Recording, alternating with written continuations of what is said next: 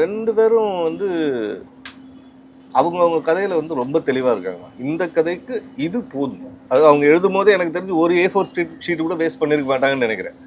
ஏன்னா அவங்க என்னன்னா அவங்களுக்கு தெரியும், ஓகே இந்த படம் இந்த வியாபாரத்துக்கு போக போகுது, அதுக்கு இவ்வளவு செலவு பண்ணா போதும். ஏன்னா கதையில வந்து ரொம்ப ஸ்ட்ராங்கா இருக்காங்க.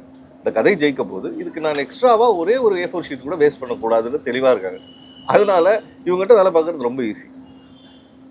தங்கர் பச்சன் எப்படின்னா உள்ள போய் இறங்கி 2வது நாளே சொல்ல ஆரம்பிச்சிருவாரு. இப்போ அந்த பள்ளிக்கூடம் படத்துக்கு எடுத்தோம்ல, அந்த இடத்துக்கு லொகேஷன் போயிடலாம்.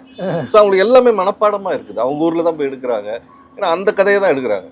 அவங்க வெளியே எங்கேயும் எடுத்துட்டு போகல அந்த கதையை. ஸோ அந்த கதையை ஸ்ட்ராங்கா சொல்றதுக்கு அவங்களுக்கு அதுவே போதுமானதா இருக்கு. இசை சேதாரம் அப்படிதான். அவருக்கு என்ன தேவைன்றது அவருக்கு தெரியும். தெளிவா சொல்லுவேன், எனக்கு இவ்வளவு போதும். 15 பேர் வரப்போறாங்கன்னா அந்த வீட்டுக்குள்ள 15 பேர் வரப்போறாங்க அன்னைக்கு ஃபங்க்ஷன். அதுக்கானது மட்டும் ரெடி பண்ணுங்க அப்படின்னு. ஸோ ரொம்ப தெளிவான ஆட்கள், அழகா அவங்க போட்ட பிளான்குள்ள தெளிவா சொல்ல வேண்டிய கதையை சொல்லிடுறாங்க.